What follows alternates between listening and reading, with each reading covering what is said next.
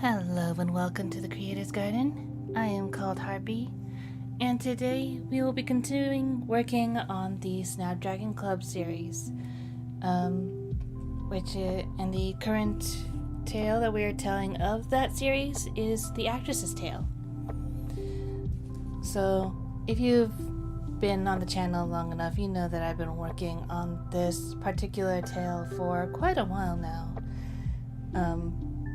At least several months at this point, I think.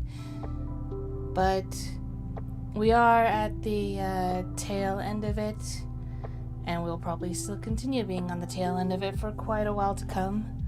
But progress is still progress. So without further ado, we'll go ahead and move on to the main camera.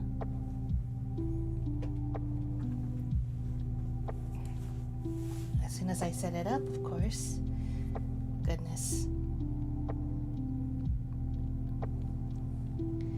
Just a little bit slow today. I hope everyone else is doing well, though.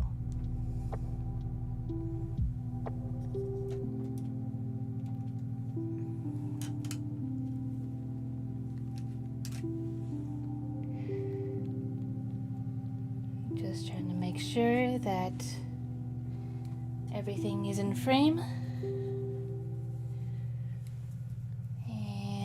I believe the camera is all set.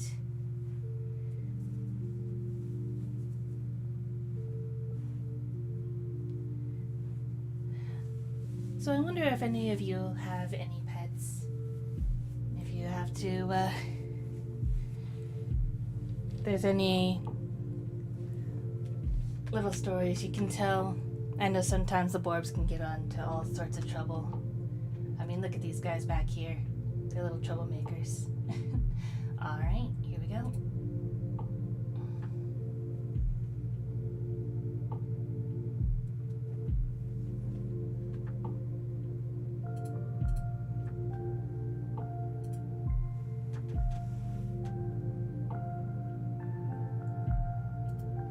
And hello, Mr. Repairman. Welcome, welcome. Glad you can make it. The fact is, stories take a long time to create. Something that's hard to appreciate sometimes. Absolutely. Like, I know you've been working on Dungeon Smalls for quite a while now.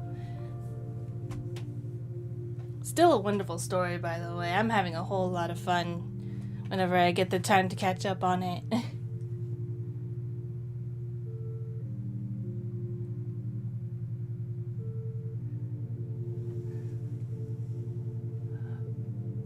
A dog, she's both very attached and very clearly has a favorite in the family. Oh no. It's hard not to take that personally. Oh. Yeah.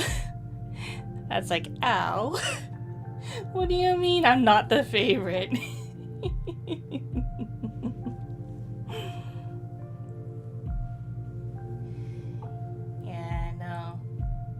I think if anything for me, the Borbs would fight over who's my favorite, but I think they've come to respect Feather King as the favorite.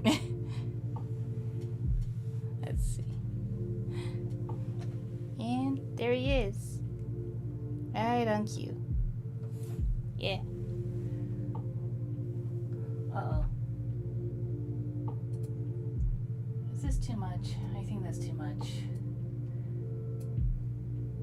Okay. No, that's not what I wanted.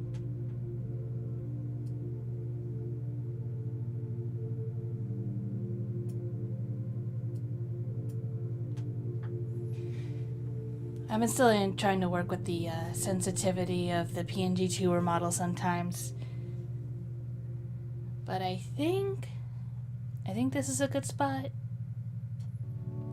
I think so. Okay. Appreciate it. Hope to catch up here too. It's been a good time. Yeah. I'm glad to see you back.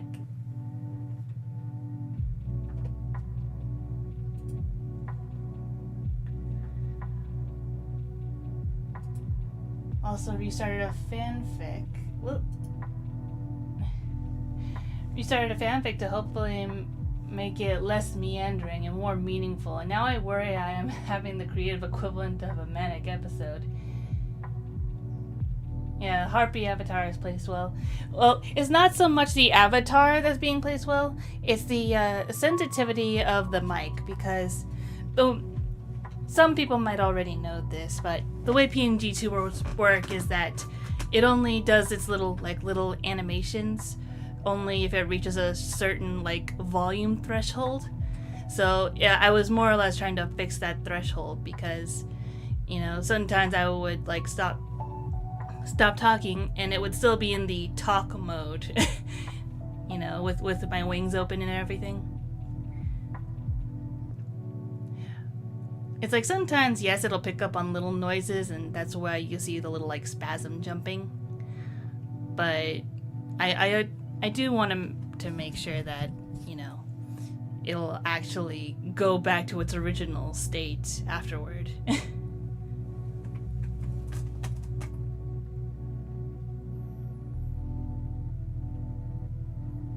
And hello, Dope, welcome, and Fairox. Glad you can make it this morning. Hope you guys are doing alright.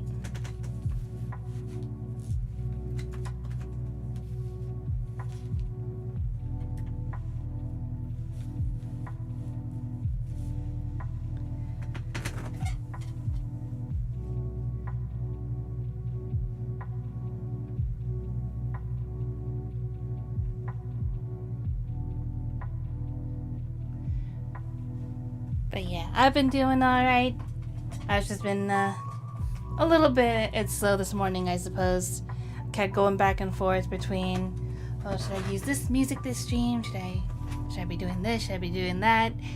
And of course, while I'm doing all that, I haven't even finished setting up the camera, so I need to take a little bit of time to do that.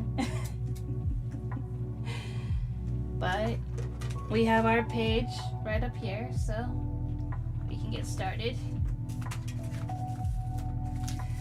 So as you can see, all the word bubbles have already been completely done, along with the outside paneling. So right now it's just basically a matter of inking the actual artwork and then doing some coloring.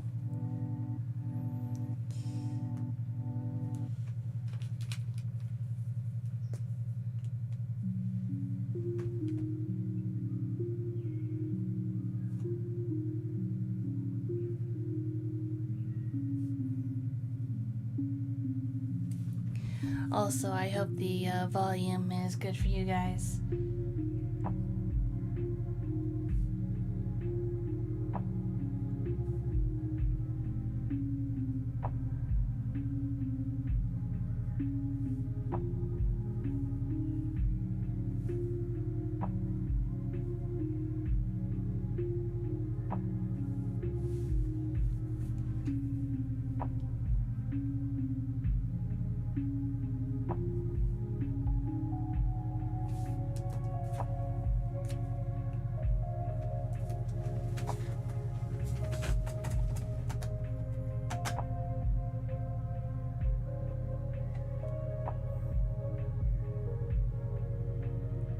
You're well? It is well for you? Awesome, glad to hear it.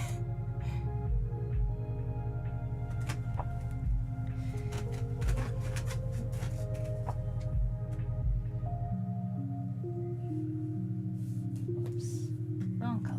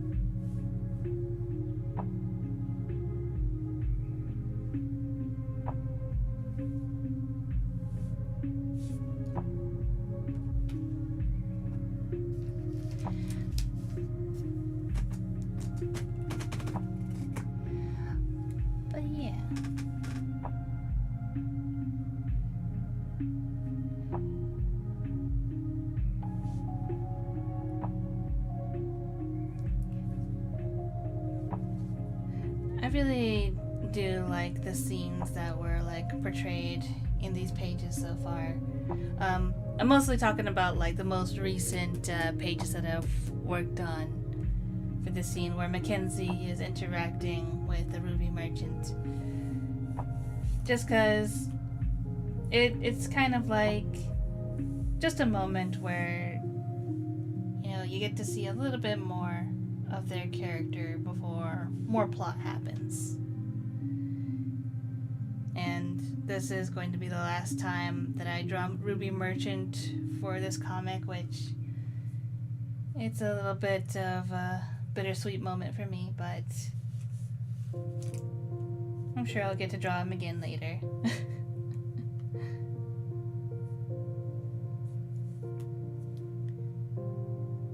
Actually, I need a different color for that.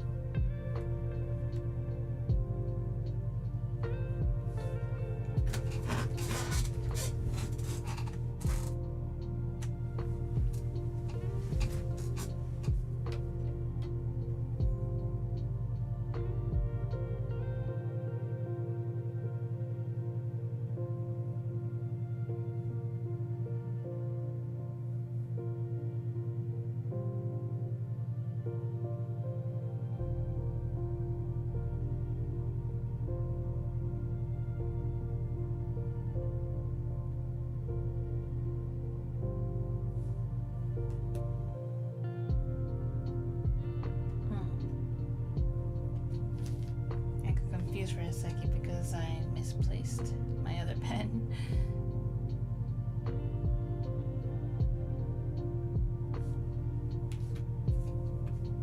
But we're good.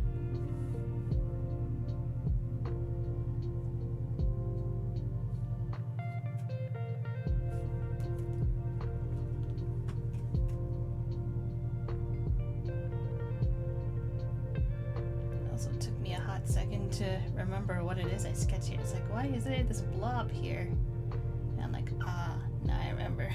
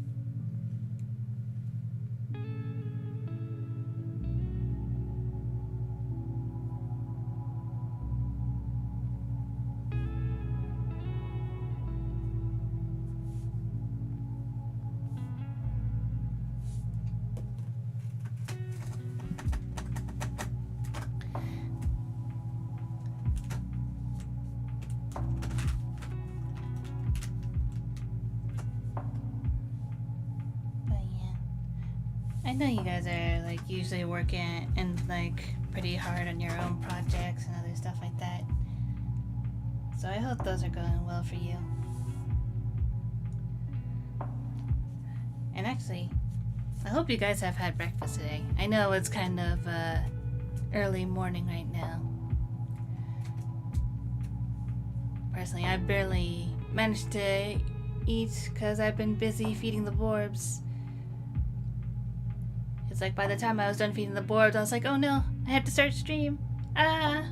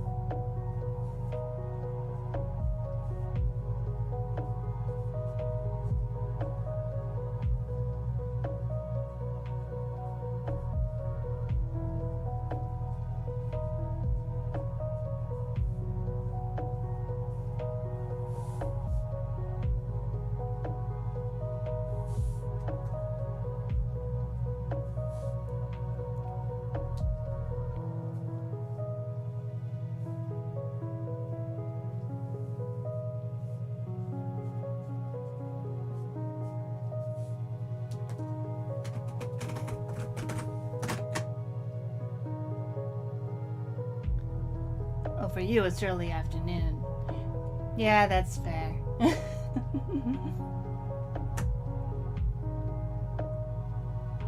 Have to animate a hologram.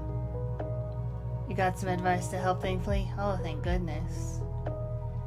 Yeah. Like, that makes it feel like you'd have to just, like, draw a little less, like, every other frame or something like that. Like, that would be my first guess on how to, like, draw a hologram. But I guess it also depends on, like, what sort of hologram you're going for.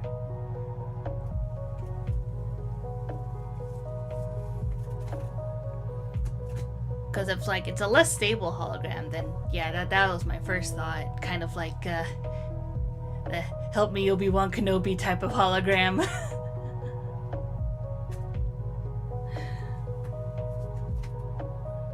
But if it's like a more stable hologram, then it's just, I think that's more a matter of like just draw, like coloring in transparent, I think.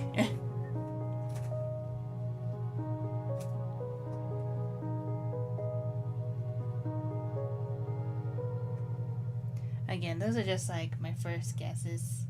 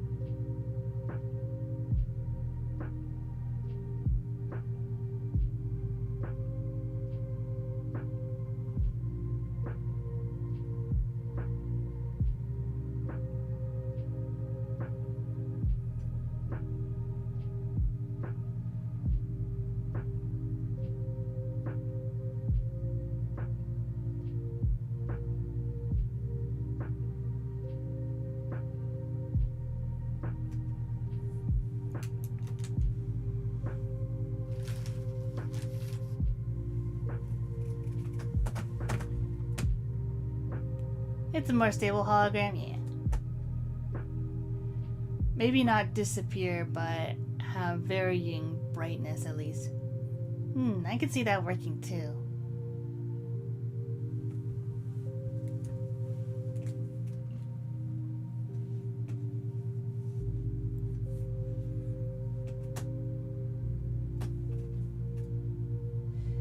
But yeah, I bet there's all sorts of ways you could do it.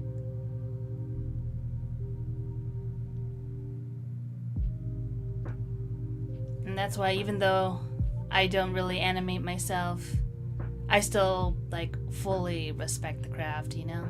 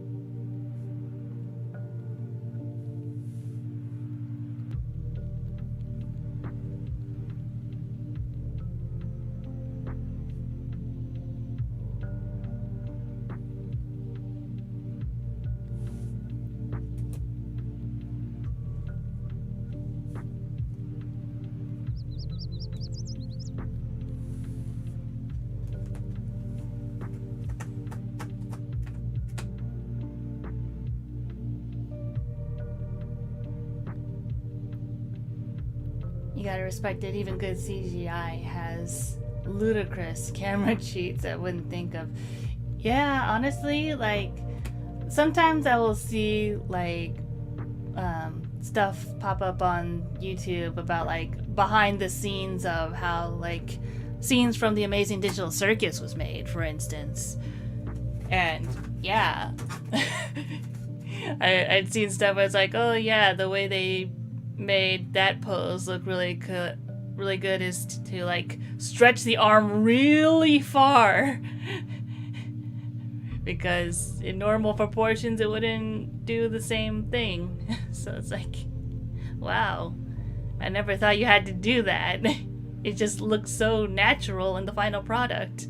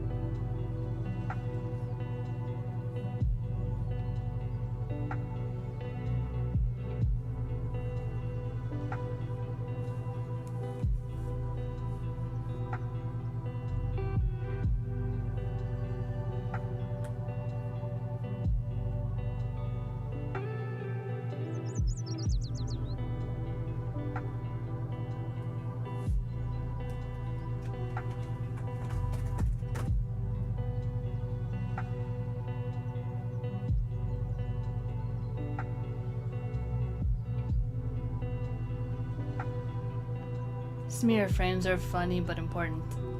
Yeah. Agreed.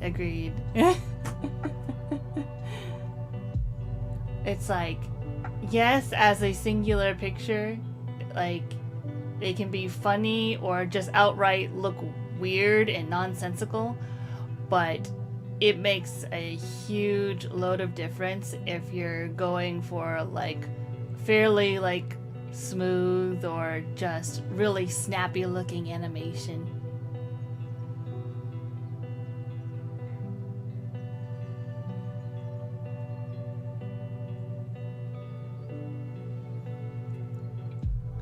Also, something I do still need to learn, making something that both progresses the plot and delivers insight and emotion into the scene. Right? I don't know why, but it feels like the writing equivalent of Smears.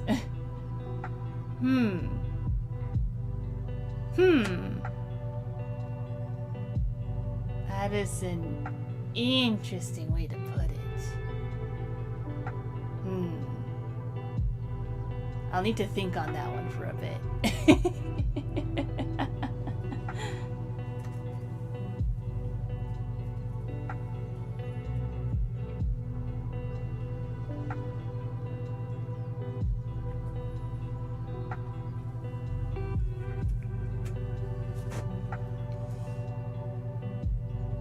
It's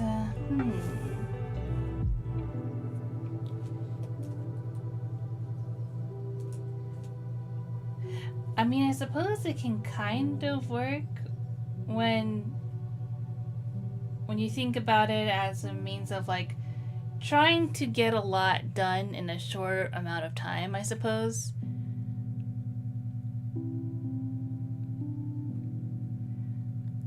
Because I guess with Smears, you're just trying to go from point A to point B in like a fairly like snappy sort of smooth motion. And I guess for writing, if you're thinking of it that way, then it's more like how to like get from this like emotional but also plot relevant story beat to another, like in like just in a very smooth transition, I suppose.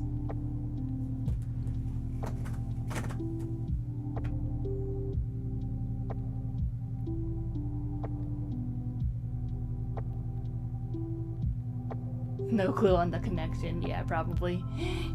That's just a guess, of course.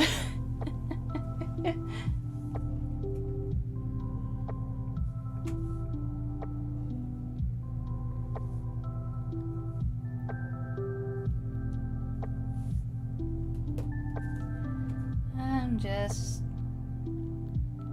rambling thoughts. But then again, I suppose that's all I usually do during these streams.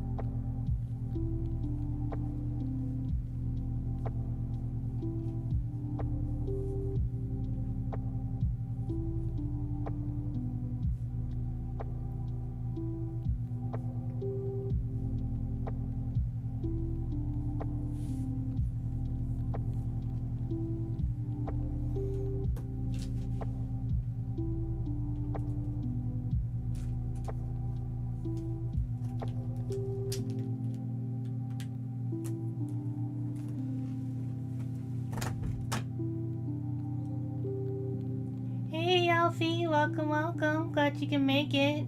I hope you're doing well. How have you been?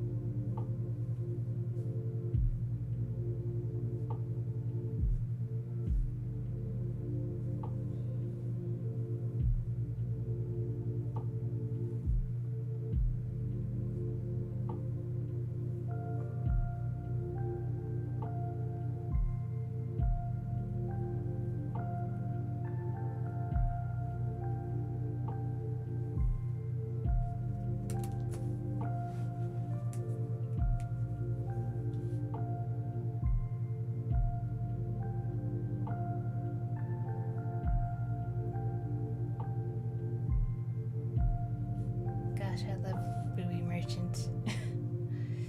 He's just got such a nice, spooky, mysterious design, and I love it.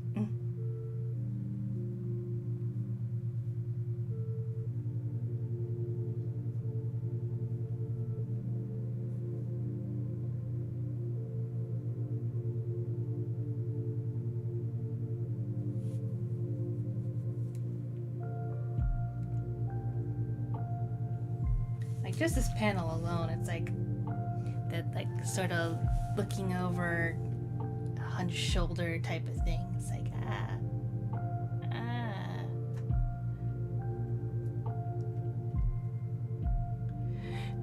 Okay, I'll calm down now.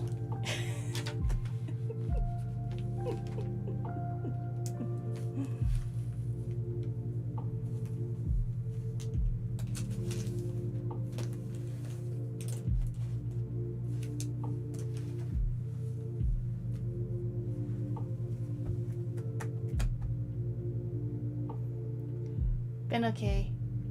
Been trying to stay off my phone so you can be more productive. Yeah, that is absolutely fair.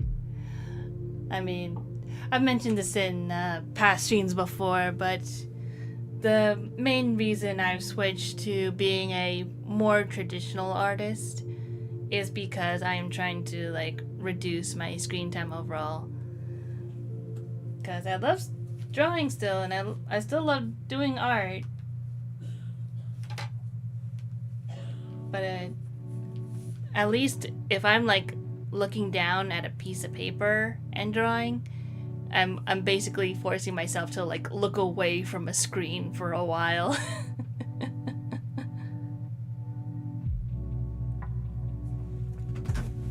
And I think the same could be said about like other creative things that I've been doing, such as sewing.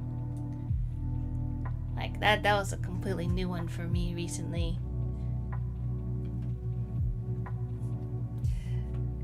Cause I don't know, I like the idea of having something tangible I can say that I learned something new.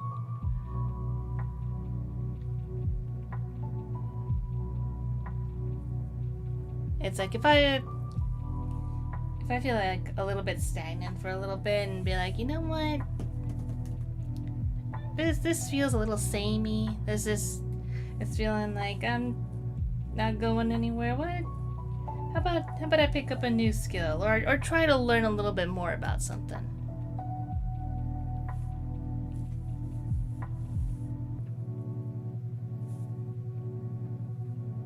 Which is why I believe back in January,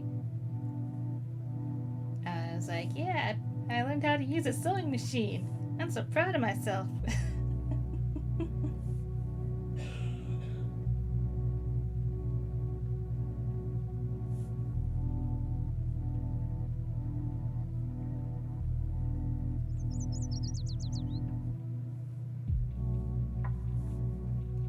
And even though I don't use the sewing machine a whole lot, at least I still know how to use it and mostly know how to troubleshoot it if I run into issues.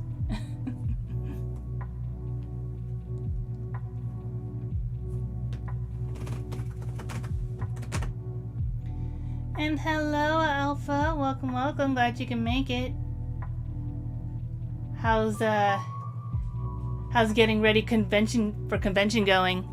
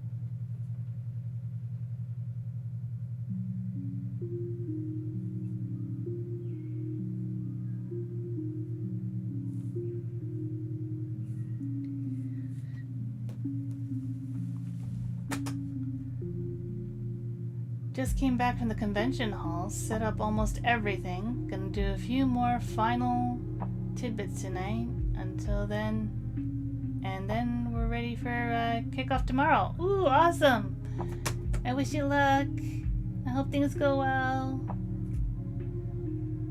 But also, man,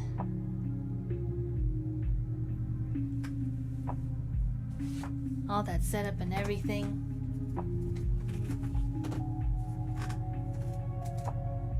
Sounds like a lot.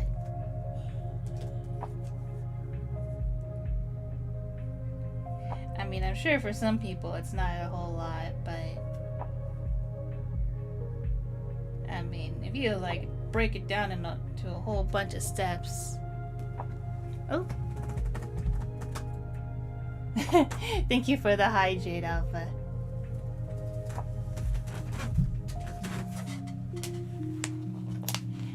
I do not have milk tea this time with me. I have water. And I have a coffee. I don't usually drink coffee. I might have a sip later if I feel like I need it, but I'm gonna stick with the water for now.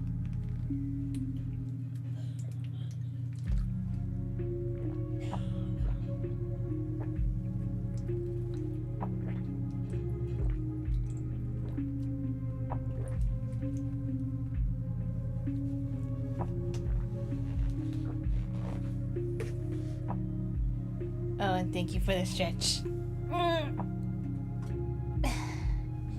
Stretching my wings.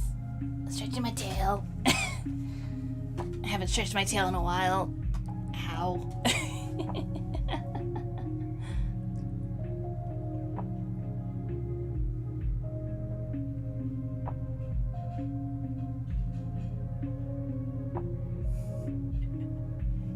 Now I am in control.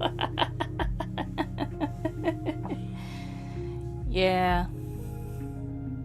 And the greatest part about that, Alpha, is that unlike on Twitch, my chat commands are not hidden behind channel points, so in technicality, you could use those whenever you want.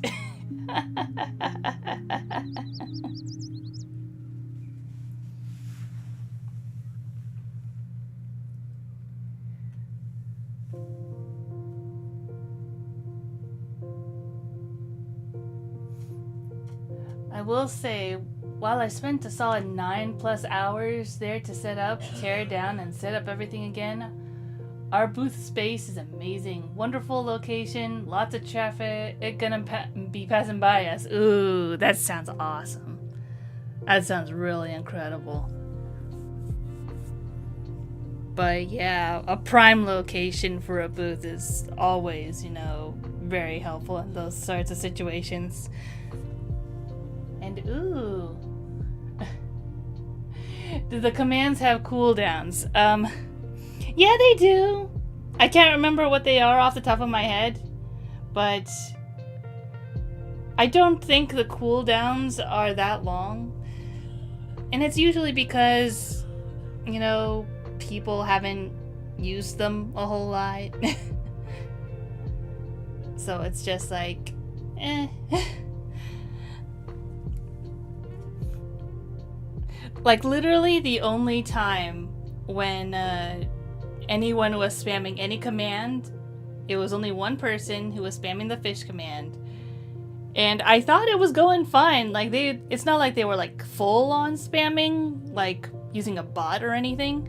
It was just like, I don't even know what happened. For some reason, even though they were like typing other things in between fish commands, YouTube suddenly decided, no, you can't type in chat anymore. It was like, it's not even a Stream Elements thing. It was a straight up YouTube. No, you can't chat. You can't use...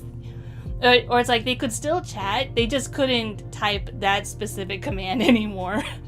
And it's like, I don't know what happened. I didn't put like a timeout thing on it or anything.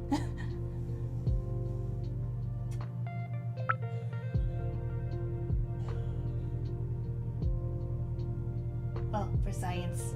Well, that's strange. Yeah, the high J came up, but the sound effect didn't go off, or at least I didn't hear it go off.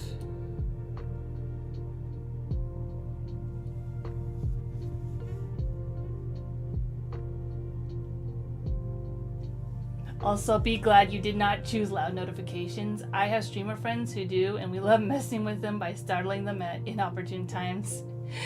I mean, I try to keep the notification noises as like fairly unobtrusive, but still something that I can hear most of the time.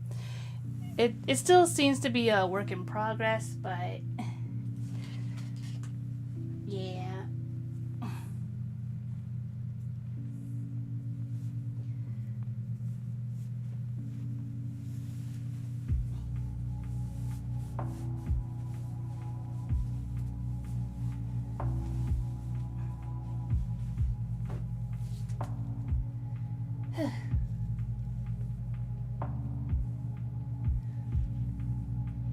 But yeah, good booth location can make or break an entire convention for you. Found this out the hard way last year. Oh yeah.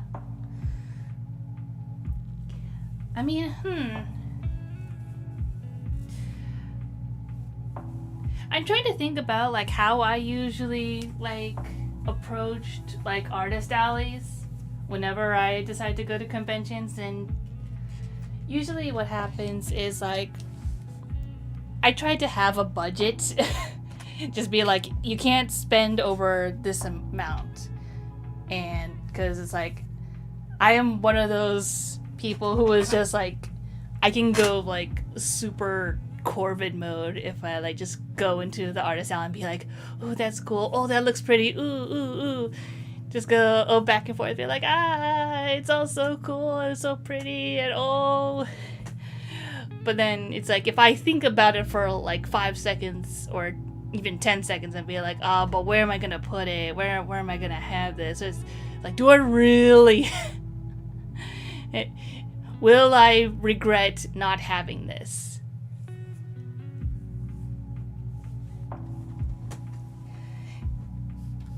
And it is a tough choice to make, to figure out like what I decide on getting. But usually I try to like always like stop by every single booth that I can. Like I basically just try to like go all around the perimeter, or like go like I don't know, because I see in stuff where like the booths are like if it's in like a square formation, and then it's like the booths are like lines in the middle and then sort of like boxed. So if it was like that, then I'd kind of like, I think what I would do is that I would like kind of try to go like in between the lines first in the middle, and then go all the way back and then start going around the perimeter. I don't know. But I usually try to have some sort of plan of attack, you know? Because it's like,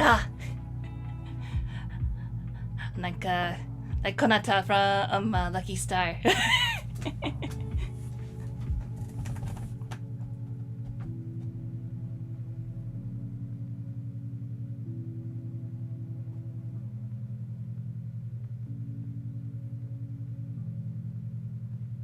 What you look for in a location? Mostly the visitor flow you get. Good through stream, no dead end. Close to or on the road to something that draws people. Like the food courts. And of course, neighbors that don't overshadow you. Yeah, that sounds about right. Recently went to a board game convention. There's a few people with in-development games there too, which is interesting to see. Ooh. Yeah, it's like... Board games are... I feel like board games are in that weird in-between space for me, where it's like I do love the concept of board games and playing them. However, it's like for physical board games, I rarely have enough space to like actually have them, and very rarely do I like... Well, the Borbs can't really play board games. They'll steal the pieces and put them in their nests. So, you know.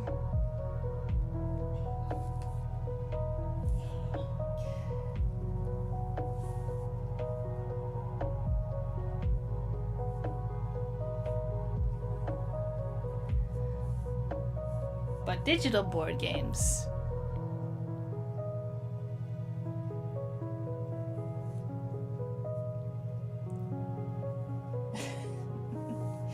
That's all I'll say about that.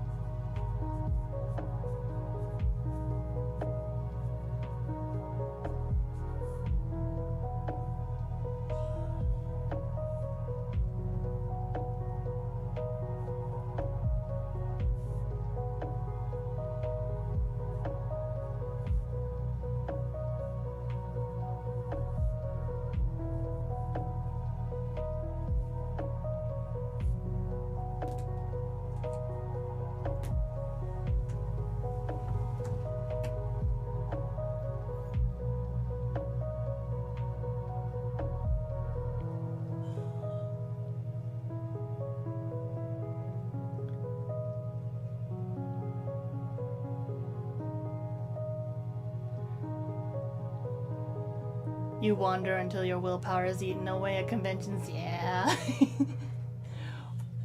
Board games are wonderful. It is undeniably an expensive hobby. Yeah. Digital versions should automate the upkeep, but give you a way to see that it happened. I have a few board games I love, or a massive investment, but I rarely get to play them because they can take up an hour to set up and quadruple that to play them. Yeah.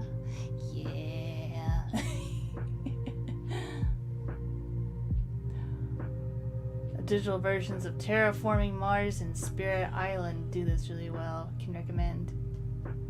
Nice.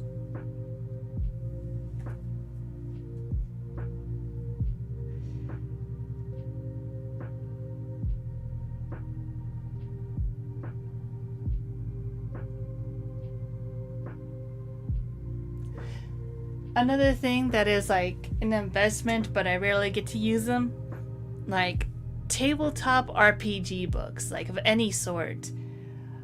Like, I have these books of just random dice tables and also like game modules. that I thought were like really cool and could be interesting and fun, but it's like I really don't use them a whole lot. The only ones that I kind of use are the dice tables, just because sometimes it can just be really fun to just pull up some random dice and figure out, ooh, what do I get? if I try rolling on this table, what do I get?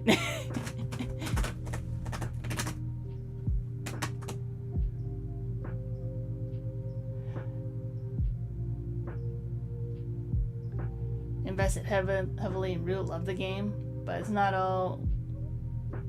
an always game because it gets complicated quickly. So many unused TTRPGs, yeah. Hope to eventually use them. That is the hope and dream. Don't remind me. I have a bunch of D&D books and a handful of others. Never really dig them up, and even when I play D&D, I just homebrew more than half of it, right? It's like, this is a good skeleton, but what if I did this? This is a good idea, but how about no?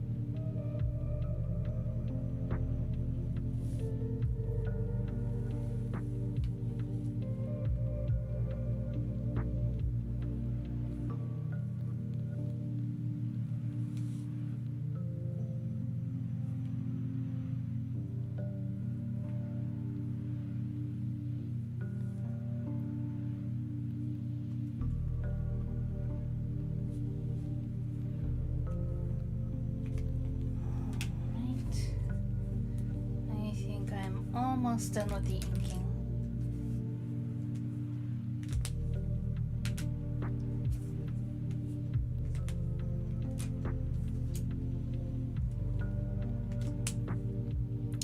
Oh yeah, I need to do the background over there.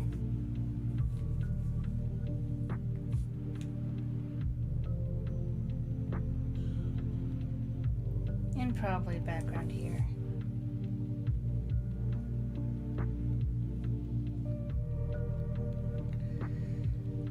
Next page is going to be a little bit of a pain because I'm actually going to have to go and look back at previous pages to see how I drew them so that I can try and keep consistent.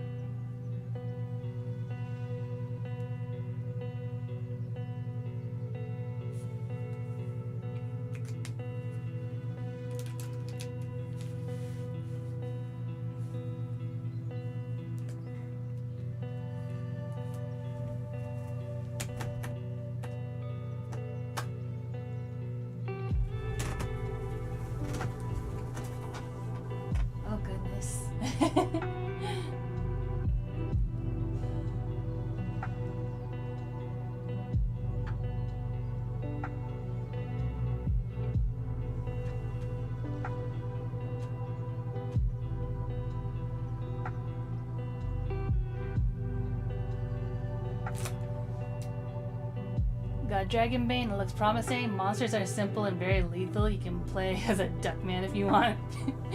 That sounds fun. You can guess that the duck folks sold me. Speaking of D&D, I'm really playing with the idea, if I can make time for it, to run another online D&D game with a bunch of artist streamer friends. Cool. That'd be fun, especially if you encourage style clash. Multiple styles of artwork hanging out together, even if it's player tokens only. Tempting, but as someone who I was making the token art myself, not sure if I'm going to hand it over. That's fair. If all the players are artists, maybe. One D&D character concept I've had for a couple of years. A warforged or auto gnome that was meant to be an explosive for war, but with a dud. Ooh. Fascinating. Fun to think about, but not totally fitting for most tables. Yes, Rico, kaboom.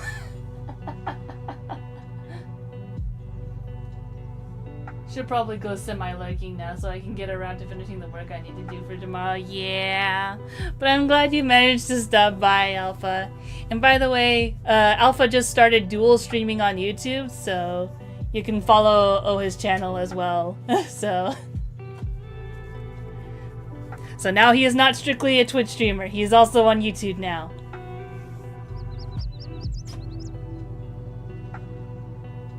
But thank you for stopping by, Alpha.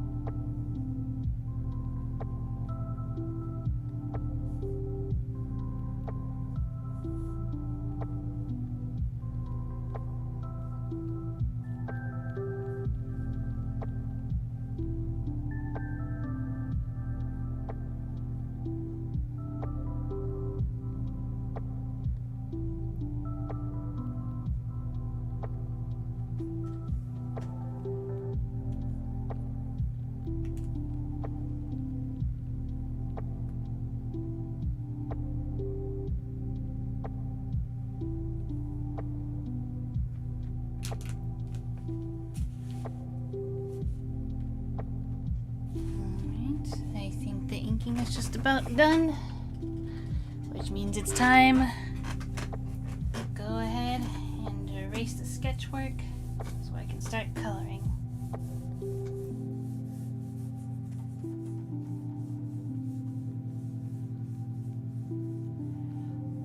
Watch me start to find places where I missed a spot, as usual.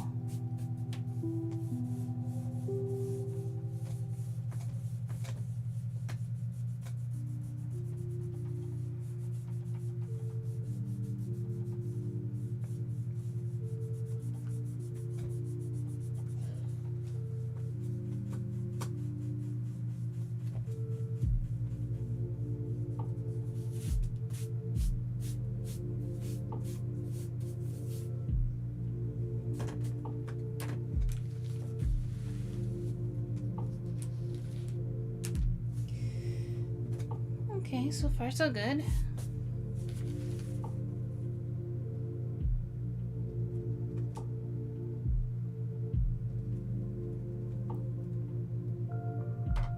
Just a quick overview of the finished line art.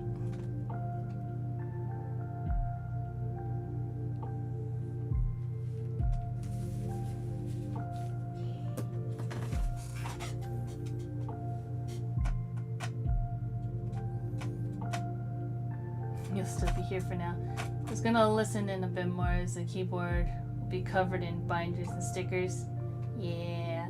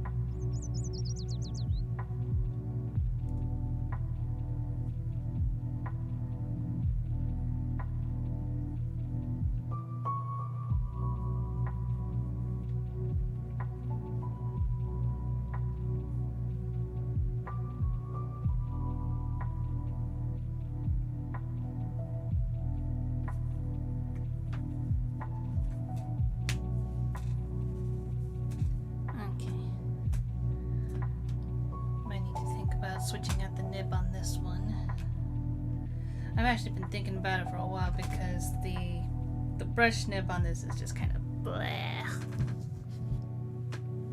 I think I needed to switch that one out for a while. I just wanted to try and use up most of the ink on it before I switched it out, because all the ink that soaked it into basically be gone forever. And, you know, the alcohol marker ink, even with the type that I found, it's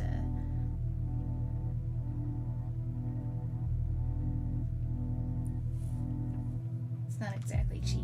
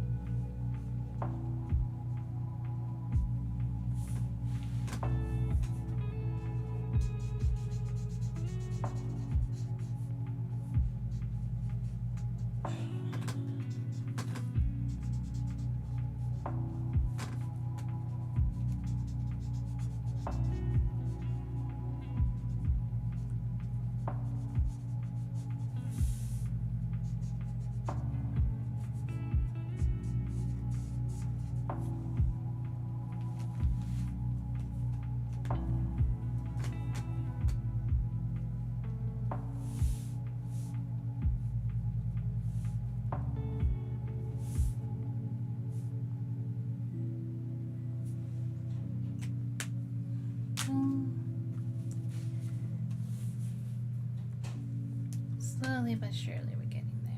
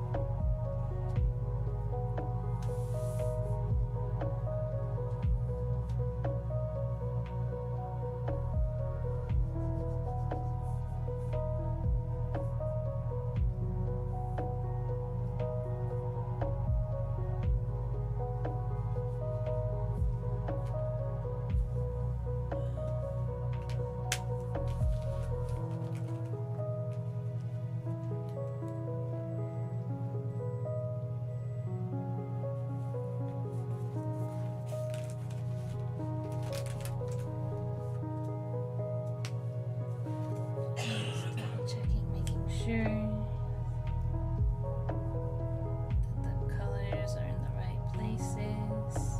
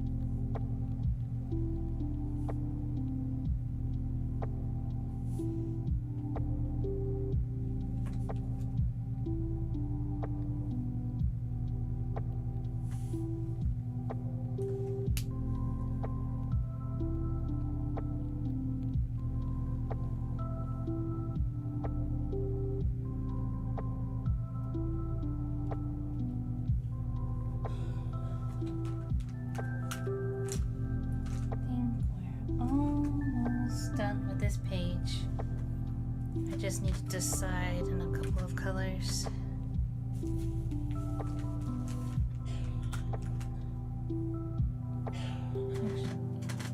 I needed this one.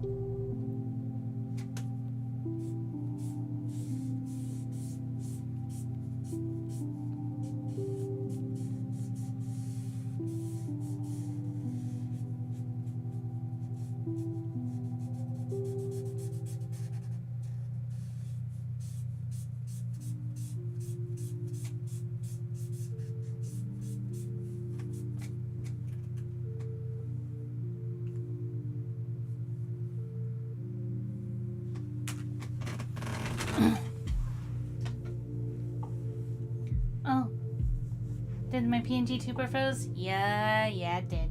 Yeah, it did. Okay, no worries. I can fix that.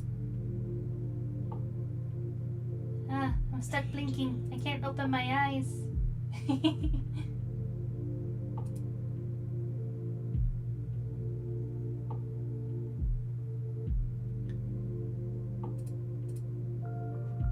Just give me 1 second.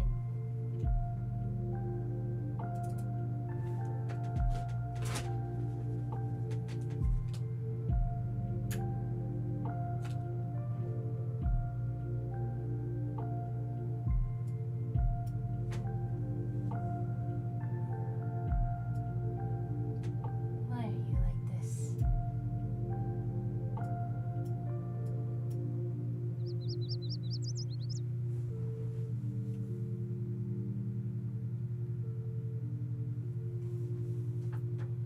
Okay, we need to change that a little more. Okay.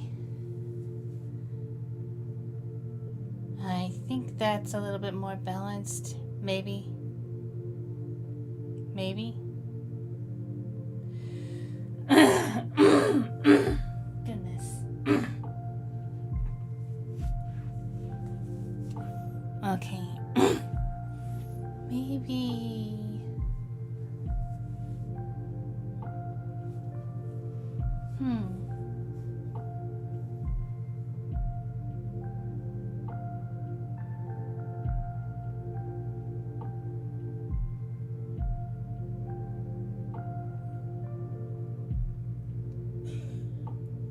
Oh snap, I just noticed you got Kavan in the thing. And also Doe earlier got Falcon. So just really quickly, I'm just gonna go ahead and just like talk about them for a bit since you guys brought them up. I'm so sorry I was a little bit late on those. But just for reference, this is Falcon. He is one of the many shadows that essentially are servants of Shade, the Nightmare Fae. And he's He's pretty soft-spoken, but you definitely like you at least meet him in the Hunter's Tale, and luckily that's out right now. So if you haven't already seen the Hunter's Tale comic dub, I highly recommend it.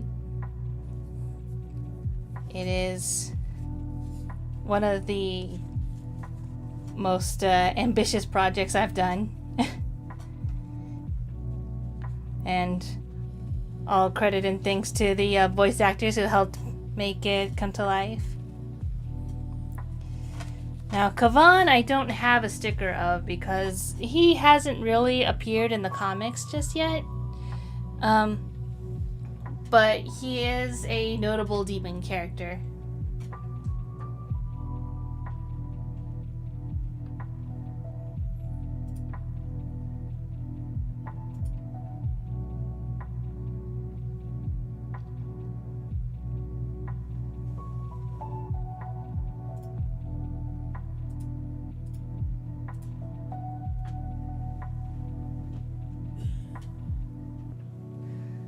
Actually, let me see. I might have a picture of him I can show off.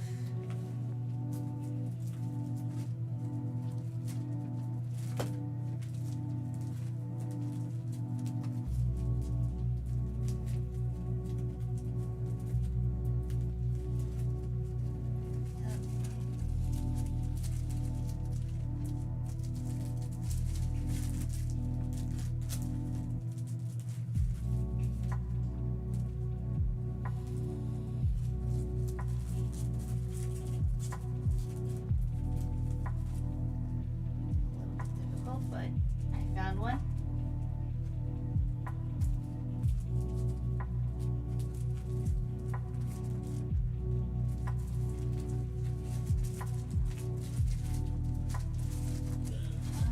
Why are you stuck?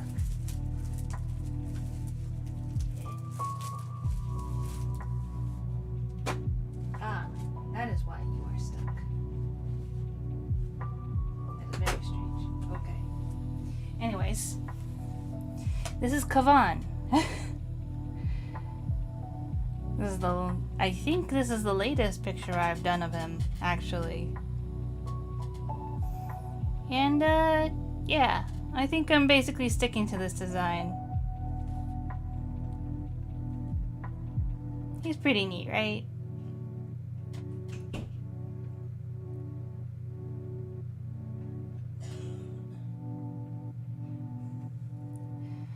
But yeah, as the little gotcha mentioned, he's very much into robotics, so that's why he's got like a robot vulture perched on his shoulder right there.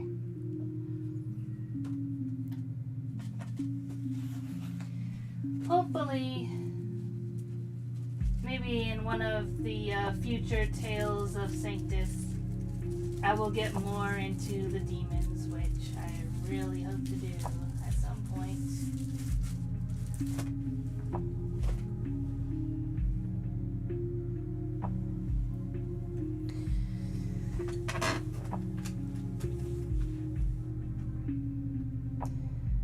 But yeah, oh, that's right. I was gonna grab this marker.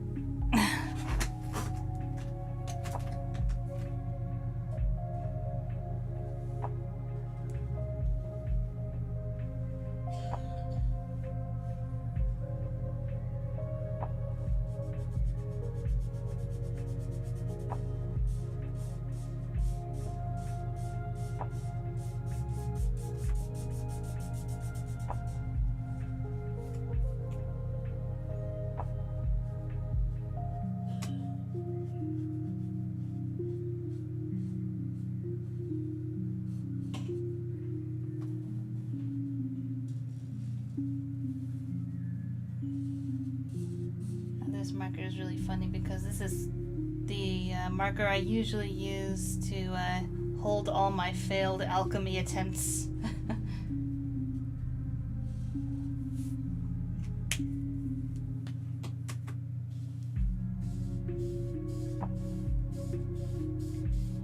think it's the right shade of purple where I can just kind of shading as well.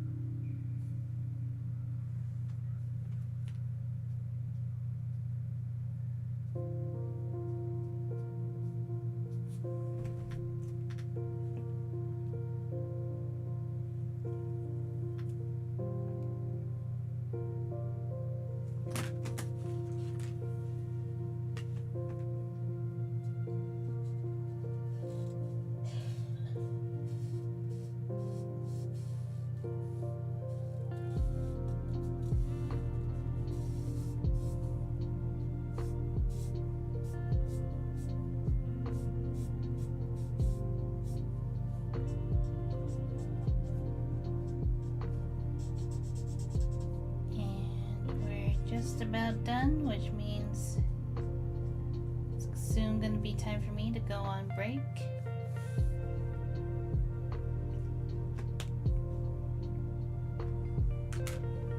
But I think we've made some decent progress today so far.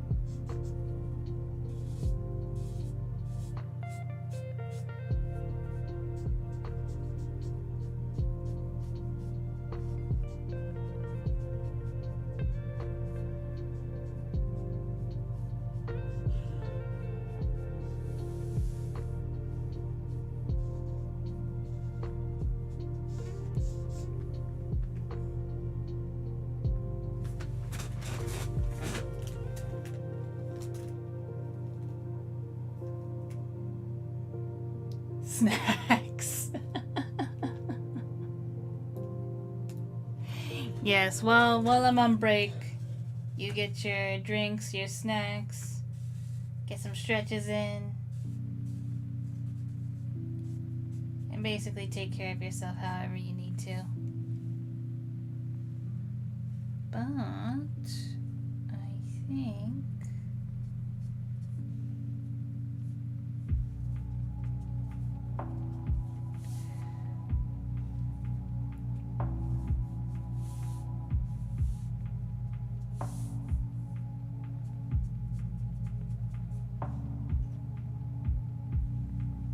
think that's about this page done.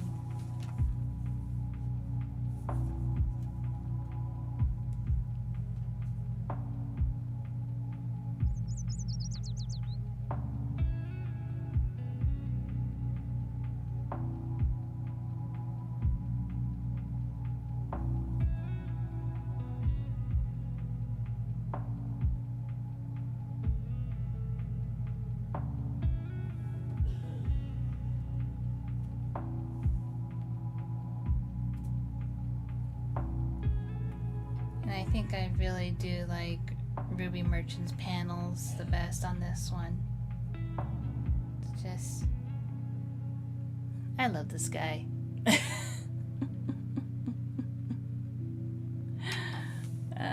He's so cool. Anyways. So... now that that page is done, that means that I'll be spending a decent time on this page finalizing some of the sketches, as it is repeated scenery.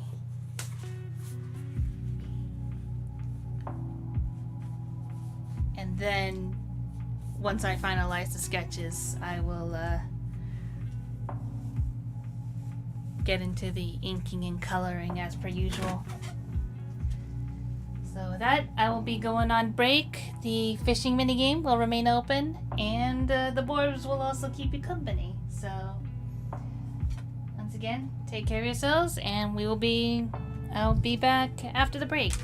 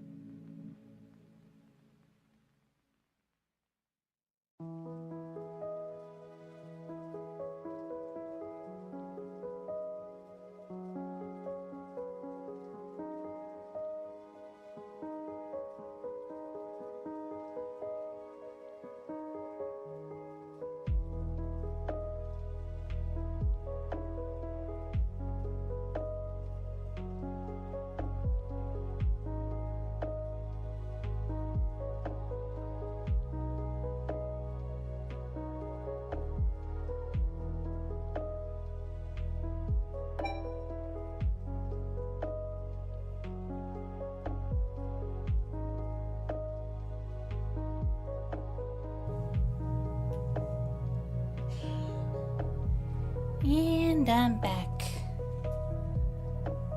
Did you guys miss me? Feather King, what are you doing there? Silly Borb.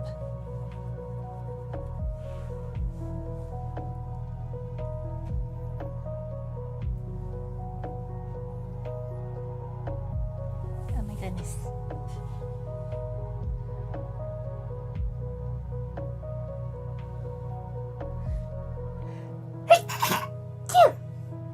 Excuse me.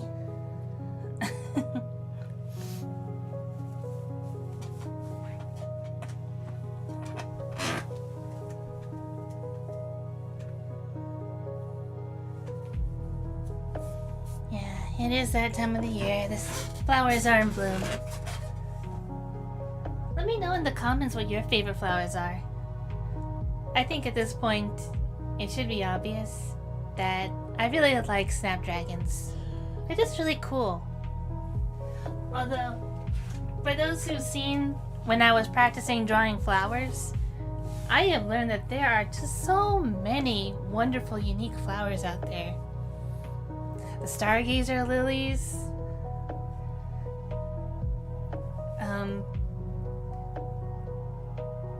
Like the spider lilies are cool. I just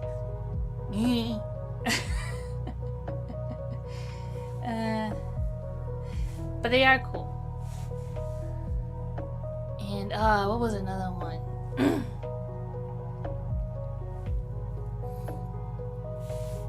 That's a lot of cool ones. I know I also tried doing hydrangeas but the ones that I liked doing best, I think, were like roses and carnations. Those worked out really well. I think there was one called like white butterflies or something like that.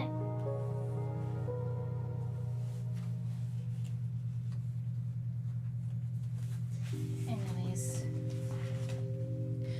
I need to take a moment to go through the pages, which, by the way, some of these pages I've already scanned. So like this whole entire like pile right here is like 25 pages that I have torn out and already scanned.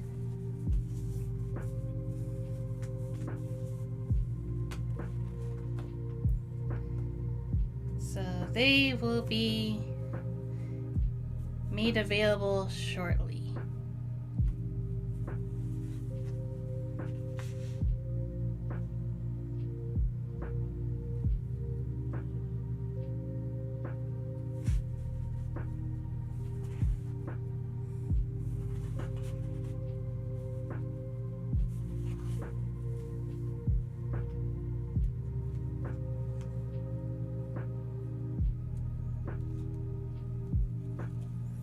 Okay.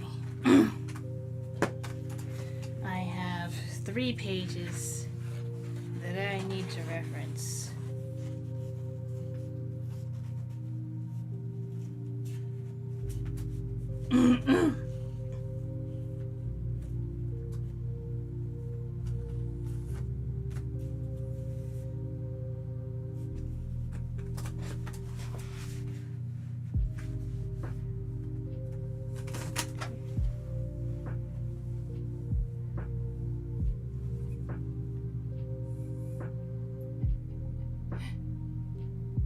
Ahoy. Esplay, ooh yay. Thank you.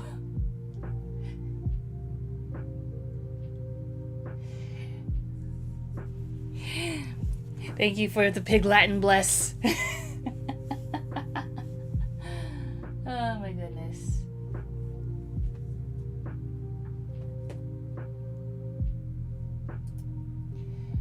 Dandelions are lovely. Oops. Come on. If things could stop lagging on me, that would be lovely. Dandelions are lovely when they don't get thorny and deep-rooted. Gotta take the basic response of sunflower though. Well, sunflowers are also really nice too.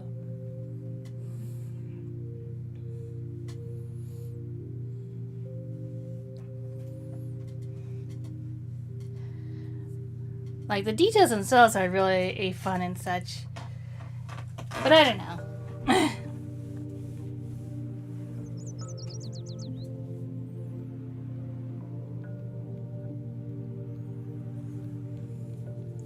But those are both good picks.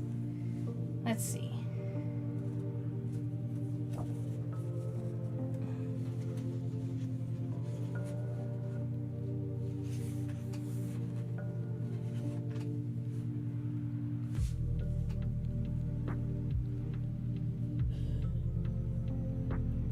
I think this one will help me the most right now.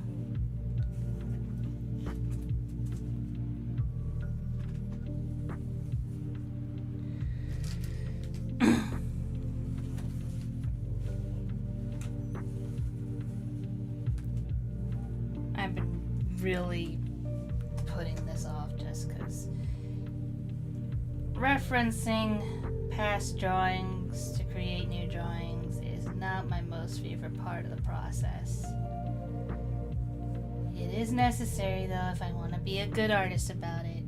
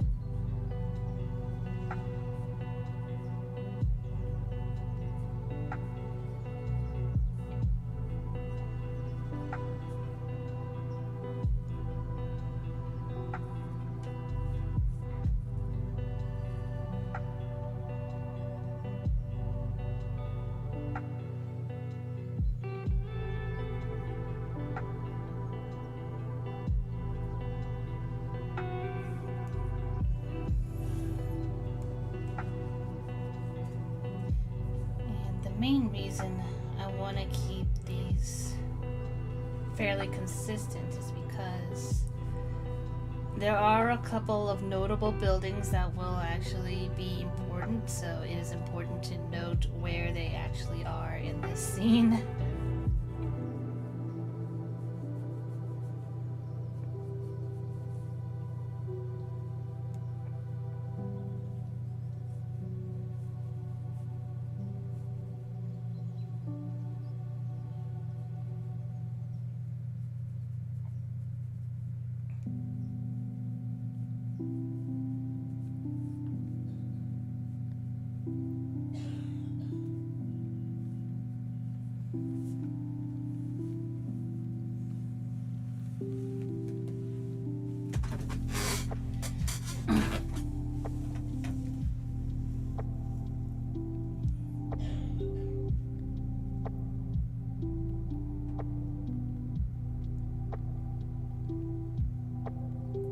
Do fly traps count as flowers? Doubt it.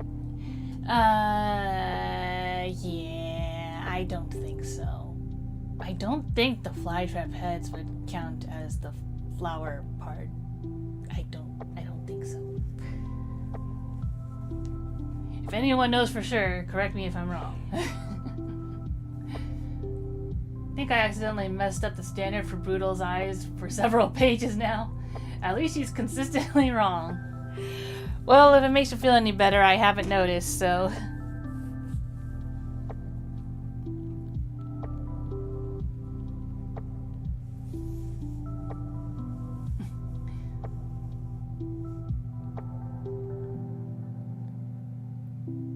Procreate no longer automatically hosts my preferred dialogue font, so I had to buy it recently. Ah, I hate that. Yeah, speaking of fonts, it's like... There was this one font that I really like to use for the thumbnails, and people who've, like, seen my channel, like, for a while, in terms of, like, the streaming, or even, like, past videos that I've done. Like, there used to be a font that I like to do, that Metabang Paint Pro had. Problem was, I can't recall for the life of me what the name of that font was, so at some point I accidentally lost it and was like, ah, no, where did it go? I don't remember what it was called. So that's why I had to change the font for the thumbnails. If I could find it again, I would. It's like, it just feels like a better version of Comic Sans, if that makes any sense.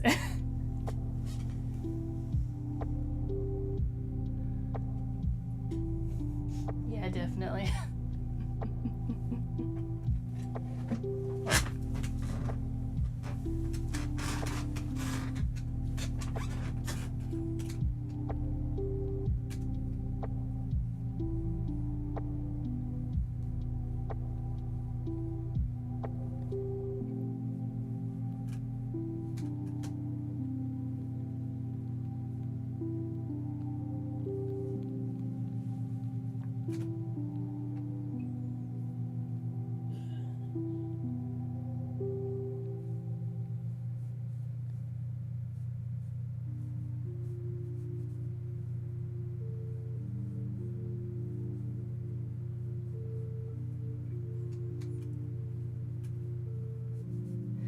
I am really glad that I decided to sometimes just step back and create some, like, ecology for places in Sanctus, because now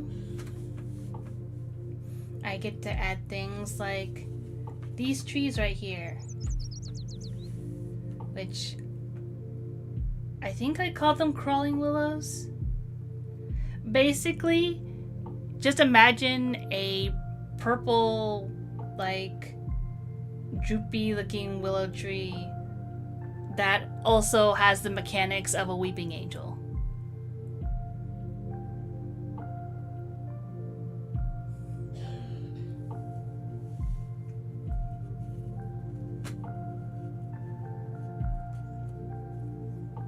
It's like, they are moving when you're not looking.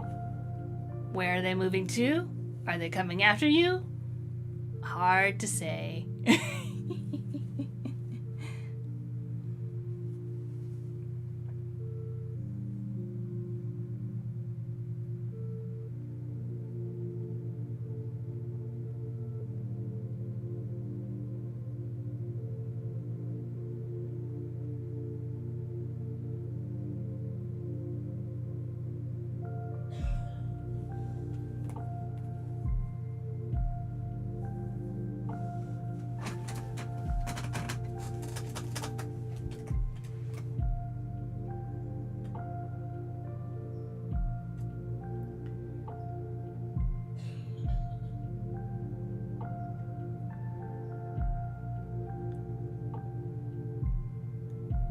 You're lucky you remembered what it was called. You didn't think of losing the name. Yeah, I'm glad you remembered.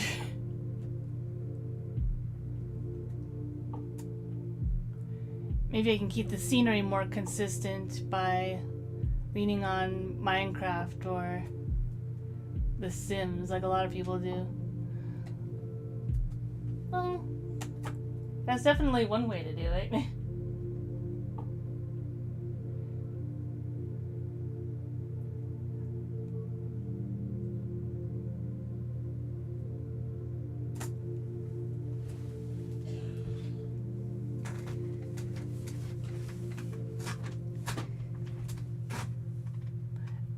I think my issue is just that it's just a whole thing.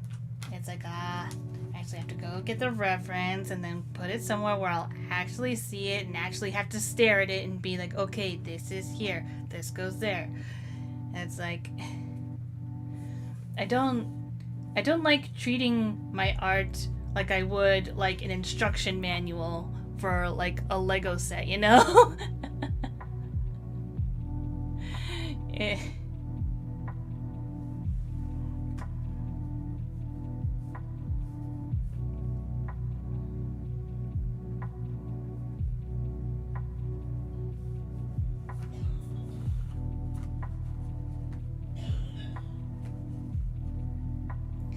But that's just a personally me thing.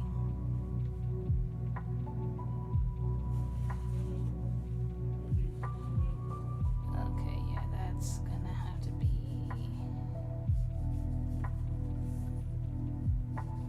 here with that, and that goes here.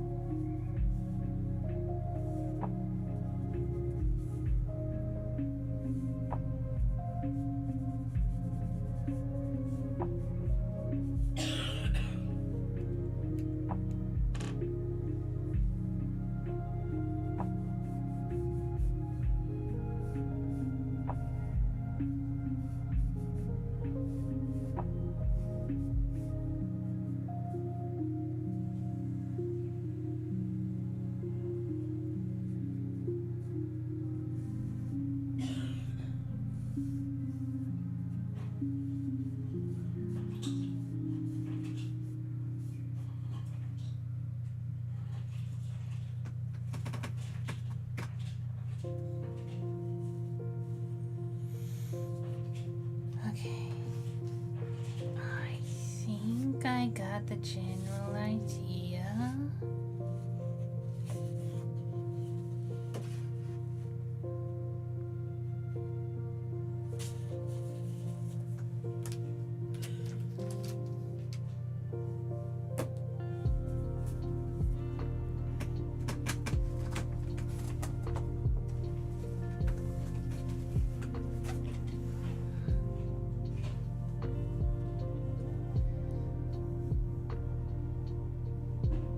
Sadly, must be sequential. It's a must for a sequential story that wants to pretend to be sane. That is fair. Yeah.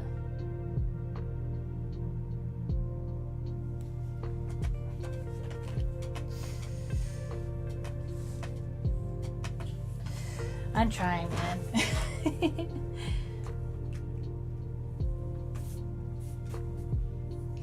Now, because of the dilapidated nature of Bogtown, I am probably going to be spending a lot of time in the inking. Just because, usually, from what I understand, the more details you add... Yes, hello, Borb. The more details you add, usually the more unsettling and uncanny it becomes. So that's kind of what I'm trying to go for when I add more details than I usually would.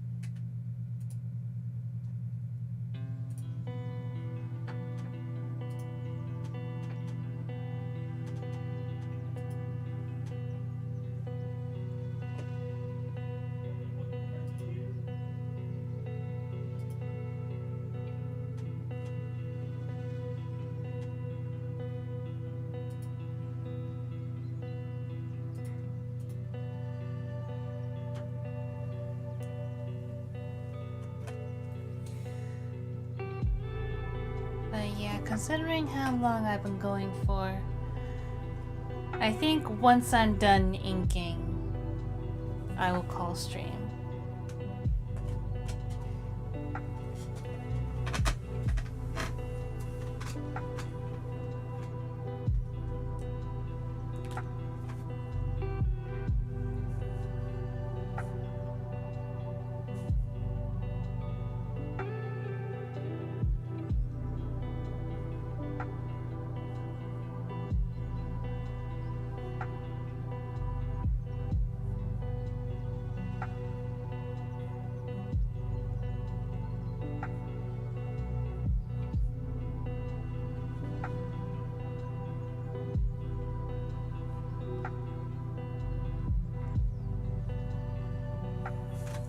I do like drawing these crawling willows though.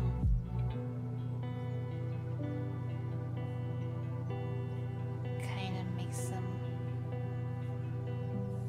look all spooky and stuff.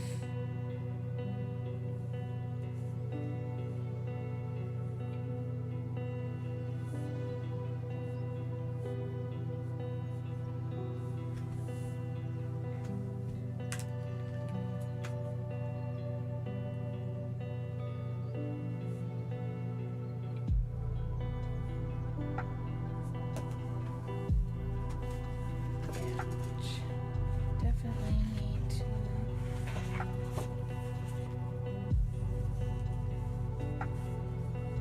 goes there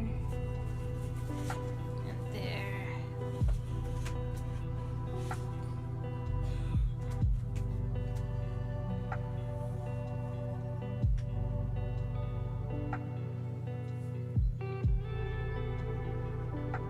Need a decent reference for the piece of pipe he's holding.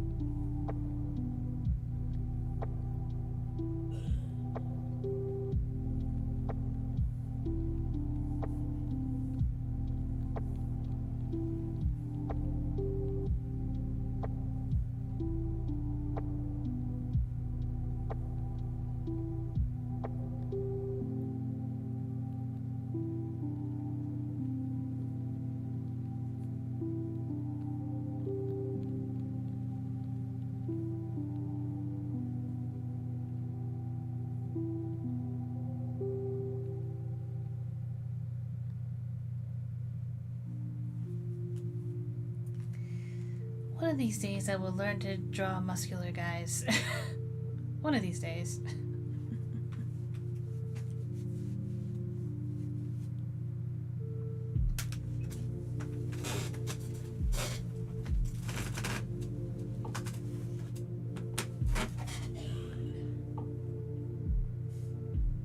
How was break? Did you have delicious snacks? Yeah, I had some popcorn chicken. And I also had some Chex Mix.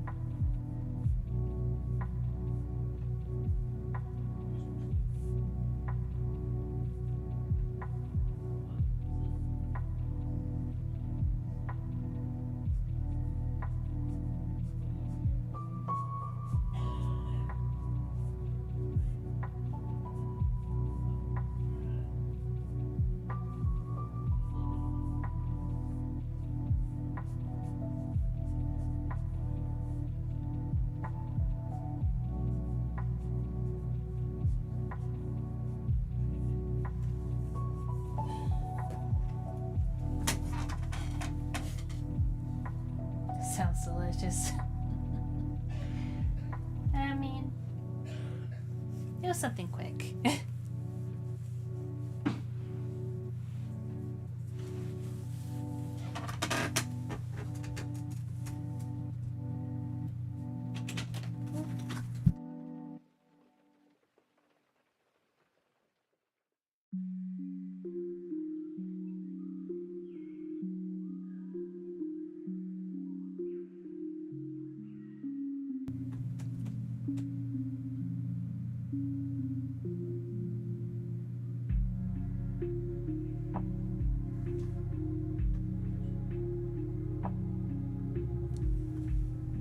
Let's see.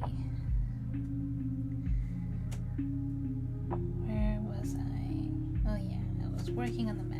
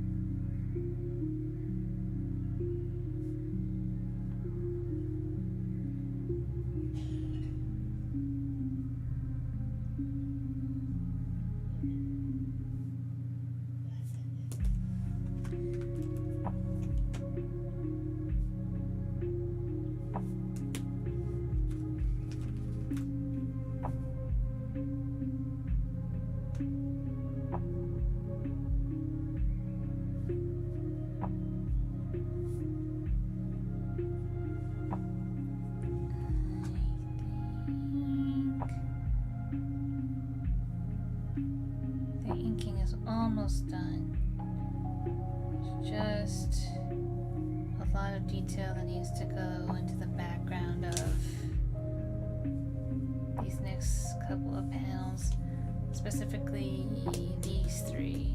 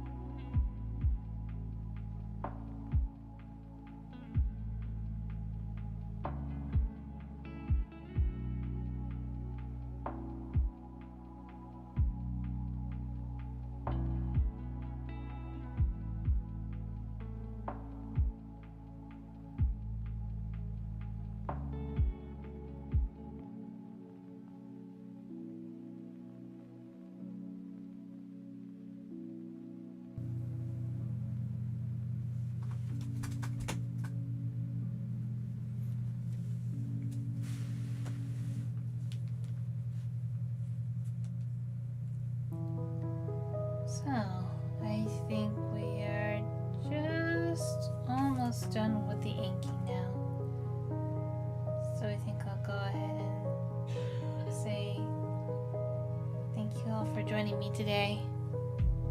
We actually got a decent amount done. I'm pretty happy with our progress so far. And as usual, if you've been enjoying my art and my stories, liking, commenting, subscribing to the channel, they all help. Right, Borb?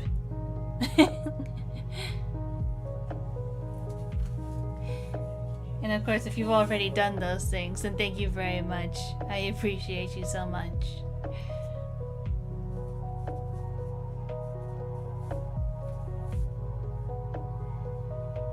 And if you're feeling super duper generous, there is also the Ko-fi link right up there in the corner, where you can buy me a boba. You can become a visitor of Sanctus and get a borb attributed to your name. Those borbs always show up at the beginning of every stream. Or, we also have cute little stickers available in the Ko-fi shop.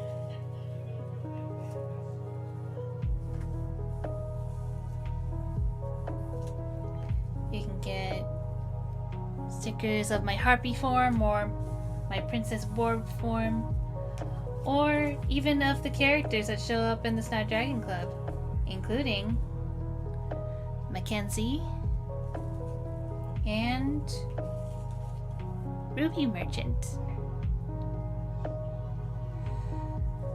But if you're new to the Snapdragon Club series and are a little confused as to where you can start, I highly recommend the Hunter's Tale, which follows the story of Crystal. It's a very simple story to get through. It's only 3 videos long, like around 30 minutes or so, if you watch the comic dub. Otherwise, you can just go ahead and read it yourself on Tumblr. There's links to all of the Snapdragon Club tales on my channel page.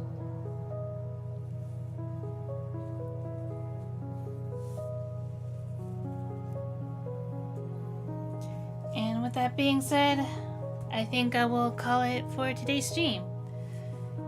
As I've put in my posts, I will be taking a week off to just get the creative juices back flowing again. But after I take the break, it'll be back on Tuesday, as per usual.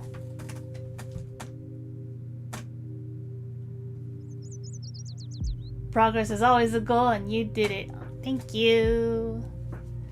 Yeah, I'm so glad I got so much done today. So yeah, thank you all for joining me. Feather King, of course, appreciates you being here too.